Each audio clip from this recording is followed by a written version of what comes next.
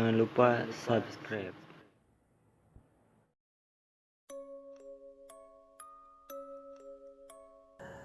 Assalamualaikum warahmatullahi wabarakatuh. Selamat malam buat kalian yang melihat atau mendengarkan video di channel ini. Seperti biasa, saya di sini akan menceritakan hal seram dan misteri.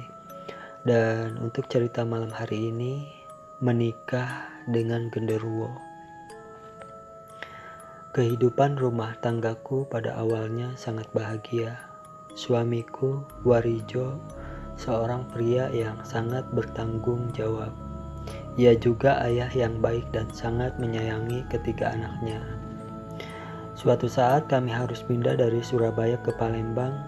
Malum saja ketika itu Mas Warijo dimutasi ke kantor cabang perusahaan tempatnya bekerja dengan posisi dan jabatan, juga gaji yang tentu saja jauh lebih baik.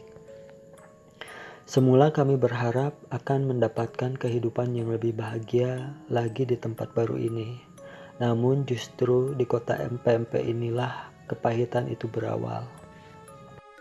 Iya, tragedi itu bermula dari vonis kanker otak terhadap anak ketiga kami, Bambang Prihandoko, yang ketika itu baru berumur 3,5 tahun. Kenyataan ini sungguh memukul batinku juga batin suamiku. Sejak si bungsu divonis mengidap kanker otak, kulihat Mas Warijo sering melamun seorang diri. Memang dibanding kedua anaknya yang lain, Mas Warijo jauh lebih menyayangi si bungsu. Sebab sejak bayi merah anak ini memang sering sakit-sakitan, sehingga membutuhkan perhatian ekstra dari kami. Mungkin karena itulah tumbuh kasih sayang yang sangat besar dari kami berdua. Terutama Mas Warijo yang pernah menyebut Bambang sebagai anak yang akan memiliki banyak keajaiban. Sebab ketika aku mengandungnya, Mas Warijo mengaku sering bermimpi ditemui seorang kakek bersorban putih, mirip sosok wali, yang menitipkan anak padanya. Namun mimpi hanyalah mimpi, kenyataan tetap berbicara lain.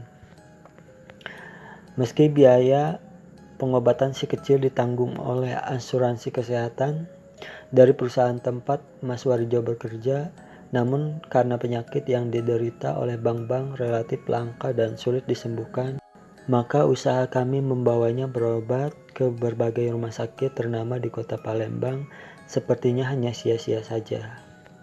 Bila sedang kumat, si kecil Bambang sering jatuh pingsan dan kami tidak bisa berbuat apa-apa, kecuali hanya membawanya ke rumah sakit untuk sekedar mendapatkan penanganan gawat darurat. Kami hampir putus asa menghadapi keadaan si bungsu. Puncaknya pada musim libur Hari Raya Idul Fitri di tahun 2005 silam. Kami sekeluarga memutuskan mudik ke kampung halamanku di Wonogiri, Jawa Timur. Di samping ingin berlebaran bersama keluarga, rencananya kesempatan ini juga akan kami gunakan untuk mencari cara alternatif guna mengobati penyakit Bambang. Manusia hanya bisa berencana, sedangkan Tuhan juga yang menentukan.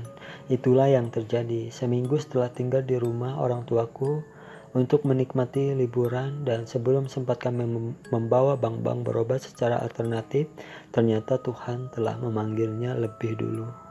Bambang menghembuskan napasnya terakhir dalam keendongan ayahnya. Kepahitan ini terjadi hanya 3 hari setelah Hari Raya Idul Fitri. Betapa berdukanya kami sekeluarga karena kepergian Bambang jatuh pada hari yang semestinya penuh dengan kebahagiaan. Apalagi malam hari raya, Bambang masih sehat dan bermain-main dengan kami. Baru menjelang subuh, ia pingsan. Setelah lebih dulu kejang karena menahan sakit pada kepalanya, sampai akhirnya ia tak kuat lagi melawan rasa sakit itu. Kepergian si bungsu sungguh merupakan kehilangan yang teramat besar bagi kami. Sebagai ibu yang merawatnya sejak masih dalam kandungan, sudah bareng tentu sulit bagiku untuk mengikhlaskan kepergiannya. Mas Warijo pun sepertinya merasakan hal yang sama. Namun sebagai laki-laki, ia sudah pasti jauh lebih kuat jika dibandingkan denganku. Buktinya, walau masih dalam kedukaan karena masa liburan yang sudah habis, maka itu setelah selamatan 7 hari kepergian Bang-Bang, Mas Warijo kembali ke Palembang untuk melakukan rutinitasnya sebagai seorang karyawan sebuah perusahaan swasta. Sementara itu aku sendiri lebih memilih untuk tetap tinggal di rumah orang tuaku. Demikian pula dengan kedua anakku yang ketika itu baru duduk di kelas 1 dan 2 SMP. Mereka tetap tinggal di Wonogiri, bahkan karena kedekatan dengan kakek dan neneknya, kedua anakku ini memilih pindah sekolah.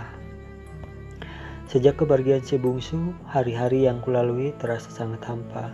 Berat pula bagiku untuk kembali ke Palembang, mengingat kedua putra dan putriku juga enggan untuk menyusul ayahnya pulang ke sana.